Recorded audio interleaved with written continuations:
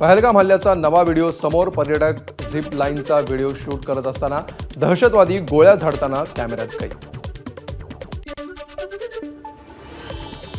पहलगाम हल्ल्याचा आणखी एक व्हिडिओ समोर. दहशतवाद्यांच्या गोळीबारावेळी लपून बसलेल्या पर्यटकांचा व्हिडिओ समोर. जवळून मृत्यू पाहणाऱ्या पर्यटकांचा व्हिडिओ व्हायरल. पाकिस्तानच्या वजिरिस्तानमध्ये बॉम्बस्फोट, 7 जणांचा मृत्यू तर 16 जण जखमी. काश्मीरच्या पहलगाममधील हल्ल्यानंतर पाकिस्तानमध्ये बॉम्बस्फोट. दहशतवादी बैसरन खोऱ्यामध्ये ड्रोनद्वारे हल्ला करणार होते, सूत्रांची माहिती. परंतु स्थानिकांच्या वर्दळीमुळे ड्रोन हल्ल्याचा कट हुकला. कुपवाडा आणि पूंछ जिल्ह्यांसमोरील सीमारेषेवर पाकिस्तानच्या लष्कराकडून गोळीबार.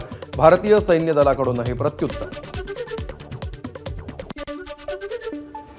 भारतानं स्वतःच पहलगाममध्ये हल्ला करून पाकिस्ताननं केल्याचा बनाव केला.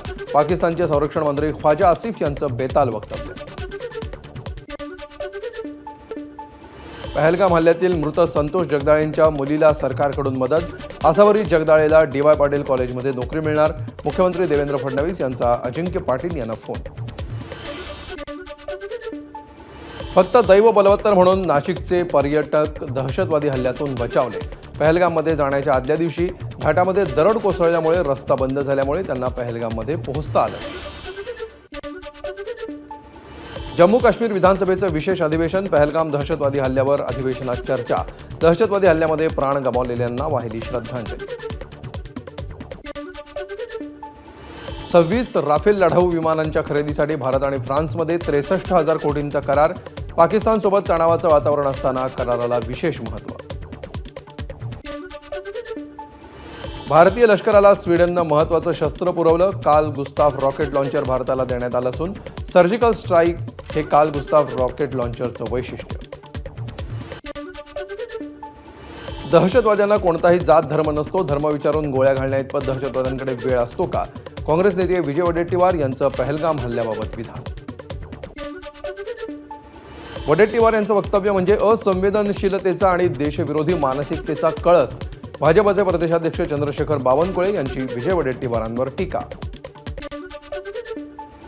वडेट्टीवारांची मानसिकता ही तुष्टीकरण आणि हिंदूंचा द्वेष करणारी. त्यांच्यावर देशद्रोहाचा गुन्हा दाखल करा. नितेश राणेंची मागणी. केंद्रीय मंत्री शोभा करंदलाजे यांचं मुख्यमंत्री देवेंद्र फडणवीस यांना पत्र.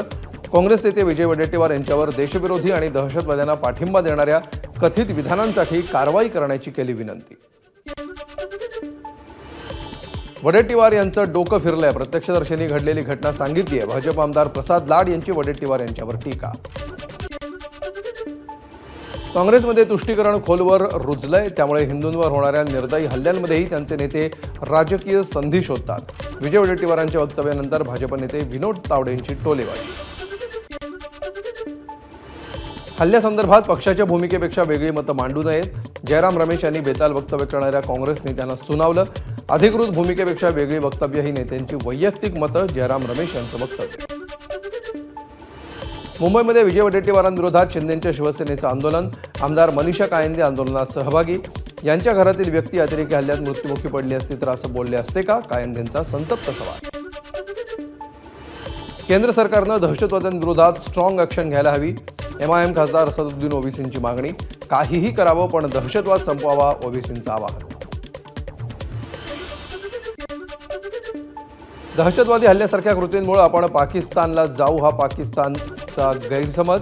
1947ला पाकिस्तानमध्ये गेलो नाही तर आता काय जाणार? पहलगाम दहशतवादी हल्ल्यानंतर नॅशनल कॉन्फरन्सचे संस्थापक फारुख अब्दुल्ला यांचं विधान.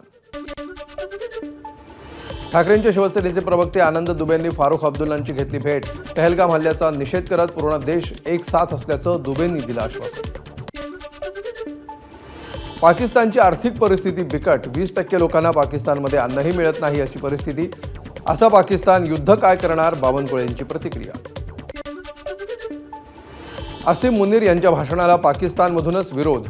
पाकिस्तान सैन्य दलाच्या वरिष्ठ अधिकाऱ्यांचा भाषणावर आक्षेप. आसिम मुनीर यांच्या भाषणाचं पहलगाम हल्ला झाल्याचा आरोप. पाकिस्तानचे परराष्ट्र मंत्री इशाक दार यांनी चीनचे परराष्ट्र मंत्री वांग यी यांच्याशी दूरध्वनीवरून केली चर्चा. भारतासोबत वाढत्या तणावाच्या पार्श्वभूमीवर राजनैतिक पाठिंबा मिळवण्यासाठी UK, तुर्की, सौदी अरेबिया, इजिप्त, अझरबैजान आणि इराणलाही संपर्क.